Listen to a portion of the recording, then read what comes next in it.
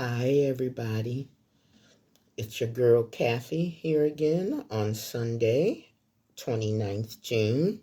We're nearing the end of June, and I'm nearing the end of my birthday celebrations. And I'm very happy today. It's sunny, it's warm, a bit windy, but as long as the wind doesn't knock over my plant pots in the garden, I'm happy. I'm also happy because I hit 50 subscribers yesterday and now I'm at 51. Anyway, welcome to a new video on the channel, What Did Kathy Watch? The list today are things that I have watched already, and it's my top 25 favorite love stories. So it may be a bit longer than my normal videos. And because there are 25 videos that I wish to share with you today, I'm not going to, and I did not attempt to rank them in order of, what I like the most, blah, blah, blah. I have ranked them by year. So number one on the list, again, this is ranked by year, not necessarily by my favorite love story. 1942's Casablanca. I can't think of anybody who has not seen Casablanca. The chemistry between Ingrid Bergman and Humphrey Bogart is astonishing. You can only wish that it had ended better for the two of them because you could tell they really loved each other. Number two, 1951, The African Queen. Again, there is Humphrey Bogart, except this time he's paired with Katharine Hepburn. I don't know if you know this movie fact or not, but originally Katharine Hepburn was told that she could never be a movie star because she was not pretty enough. Even back then, appearances mattered. But if you ask me, I'd be quite happy to look like Katharine Hepburn. And the scene where they sink the U-boat and they're hugging each other, her face glows. She's never looked,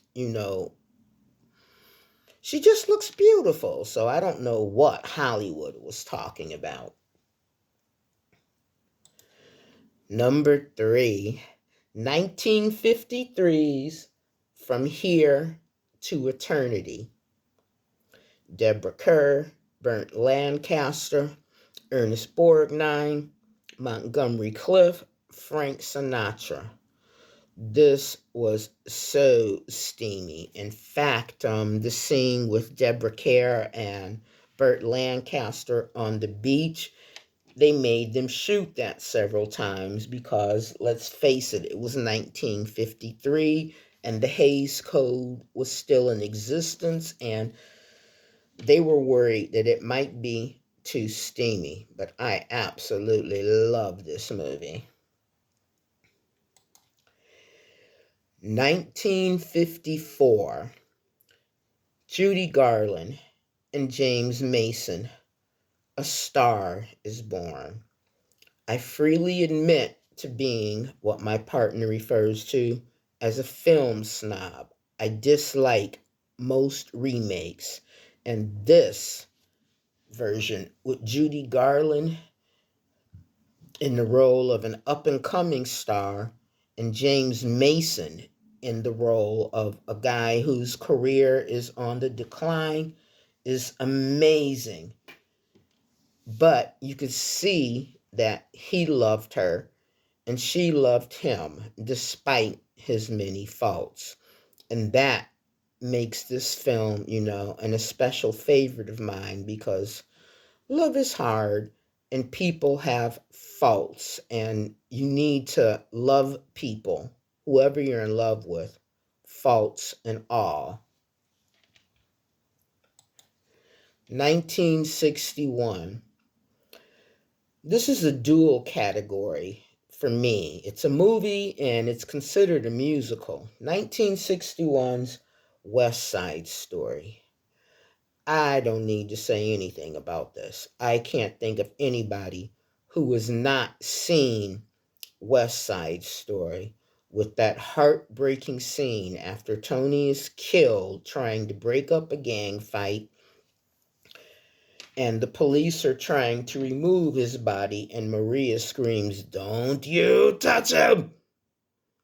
Every time I watch this, and obviously, I'm older. This came out in 61 and it's now 2025. I cry every time I watch this movie. 1967. Sidney Poitier, Spencer Tracy, Katharine Hepburn. Guess who's coming to dinner? This film has particular meaning for me. Not only is it a love story, but it dealt with, for 67, a topic nobody wanted to cover or even deal with: interracial relationships. The love of my life was a black man, and both of my ex-husbands were black men, but I have dated a great deal of, white men, and my current partner, he's white, although he always maintains he's not white, but Scottish. So this film, you could see the love. It's more than the love Sidney Poitier and his girlfriend, whose name I can't remember, the actress who portrayed his girlfriend, I can't remember the name. More than their love, what you see is the love between Spencer Tracy and Katharine Hepburn's characters, even though they're in disagreement about their daughter's interracial relationship. And then there is that memorable, amazing speech that Sidney Poitier's mom gives, the speech that begins with, "What happens to men when they get old?" Let's move on. Again, from 1967, Faye Dunaway and Warren Beatty, Bonnie and Clyde. Is it a gangster movie? Yep. Is it a love story? Yep. They really did love each other, and she loved him to the extent that she threw everything aside to follow him in his life of crime. To me, I won't say it's admirable, but it does say that she loved him, and it's apparent that he loved her. 1970s love story. Ryan O'Neal, Ali MacGraw. I was 13 the year this came out. And my then best friend, we're no longer best friends, we watched this a great deal, and we would cry all the time. And her brother and my brother, they would come in the room while we were watching this and see we were sobbing and tease us, thump us on the head and all kinds of stuff. Y'all silly, y'all stupid, but it never stopped me from watching it. And for me, really, it's corny, but after Ali MacGraw's character dies and John Houseman comes to see his son and he's like, "I'm so sorry," and Ryan O'Neal looks at him and says, "Stop. Love means never having to say you're sorry." To me, that's one of the best movie lines in history, and I've never forgotten it. 1974, Diahann Carroll and my boy, James Earl Jones, in Claudine. If you were a black person growing up in the 70s and things were maybe tough for your family, then you could definitely relate to this. And for me personally, anything James Earl Jones did was like, ugh. And seeing him cast as, a love interest, it's no wonder Diane Carroll couldn't resist him. That body, those eyes, that voice, and it had a happy ending. They got married. And let's not forget that stellar soundtrack by Gladys Knight and the Pips. So, yeah. 1981 on Golden Pond, again with Katharine Hepburn, and this time with Henry Fonda. Oh, and his daughter, Jane Fonda. This is what I call a daddy movie. It's one of those movies that I watch with my father, just me and daddy. And it's weird because we were both drinking Pabst Blue Ribbon while we're watching it and sneaking side glances at each other because the relationship, this wasn't just about the love Henry Fonda had for Katharine Hepburn as his wife in this movie. It was about the love Henry Fonda had for his daughter in this movie, too. There are various kinds of love. So in the film, Jane Fonda has a difficult relationship with her father. And my father and I had kind of a problematic relationship, and we got there in the end. And I think maybe, this is what makes this movie so special to me that, we drank beer and watched it totally alone. And I will always, always cherish that memory. 1982's An Officer and a Gentleman. Richard Gere and Deborah Winger and Lou Gossett. I like this movie, even though it's totally unrealistic. Totally. But still, it doesn't stop me from liking it or, appreciating the fact that it had a happy ending. I need a happy ending, and most people do. So that's, I think, why I like this movie so much.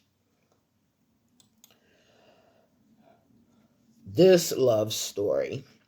This movie cuts across several categories, and for this particular video, I'm putting it in my top 25 favorite love stories. And it's 1985's The Color Purple. This was a love story, and there were several love stories going on in here. There's the love story between Sophia, and Harpo. And even though it was a problematic relationship, they loved each other. Even at the end of the movie, long after she gets divorced and go on, they can't leave each other alone. There's the love story, even though it's wrong because he's committing adultery, between Suge and Mr. Although, having said that, I always thought Mr. loved Suge more than she loved him, despite that line where she tells Celie, I got a passion for him. But then there's another love story. There's the love story between Celie and Suge, which in the film is downplayed. But if you read the book, it goes into a bit more depth. This is one of my all-time favorite love stories. 1986's Sid and Nancy. I was a huge fan of the Sex Pistols. However, being a black girl in the 80s and growing up how I grew up and living where I lived, it was kind of odd for people to see me riding around in my Sunbird with all the windows down, blaring God Save the Queen. The Sex Pistols, people were like, what is that? But to go back to the movie, Sid and Nancy, even though they were stoners or whatever you want to call them, they did. They loved each other. They loved each other dearly, which makes her death, all the more heartbreaking. To move on to something happier, let's go to 1987's The Princess Bride. What woman does not want a man to say to them all the time, as you wish? He adored her, and she in return, she loved him. And that gave that story the happy ending. And, let's face it, women get tricked, by the whole happily ever after mythology, but that was one of the best happily ever after lies I ever saw. 1987, Moonstruck, with Cher and Nicolas Cage and Olympia Dukakis, Danny Aiello. I was a huge Nicolas Cage fan for many years, and recently, sorry Nicolas, dude has sold out. He's taken some really shite roles, but in this, the love between the two of them was palpable, and that made this a glorious film. 1989, who did not fall in love with upon watching When Harry Met Sally? Billy Crystal, girl, please. And that memorable scene in the diner where she's like, ah, ah, ah, ah. And the woman behind her goes, I'll have what she's having. Love that movie. It never fails to cheer me up when I watch it. Here's one I'm not sure how many people have seen. It's 1992's The Lover with Tony Chung. And it was originally a French film called L'Amant. And it's actually based on the memoirs of a woman who grew up in French Indochina. She's 16 when she meets a wealthy Chinese man, and they have a torrid affair. Okay, yeah, you're probably thinking shades of Lolita. He was a pedo, but if you watch the film, they really loved each other. He wanted to marry her, but the times and the setting and their backgrounds did not permit. This is another one. I don't know if you'll call it a musical or an opera. I call it brilliant. 1993's Porgy and Bess, directed by the British director Trevor Nunn. There are a lot of versions of Porgy and Bess floating around, but my favorite will always be the version that was done by Trevor Nunn. And most people are familiar with the story, so I don't need to expound on it. Porgy and Bess, please. Here's another one from 1993. Aidan Quinn and Mary Stuart Masterson's Benny and June. Benny and June are a brother and sister, and June has various mental health difficulties. Benny has raised her his entire life, and they are close. And then June falls in love with this guy who's every bit as weird and quirky and offbeat as she is, as portrayed by Johnny Depp. And they just fit. And the way they fit is so joyous, You're watching him and you're watching her, and if you're a woman, I'm watching the film and I'm thinking, looking at Johnny Depp's character in this film, I'm thinking, I want one. We're nearing the end now at number 20 with Juliette Binoche and Ralph Fiennes in The English Patient. I can't pronounce the last name of the guy who wrote the book. It's Michael Ondatje, but this is a stunning film. It's a cinematic triumph, and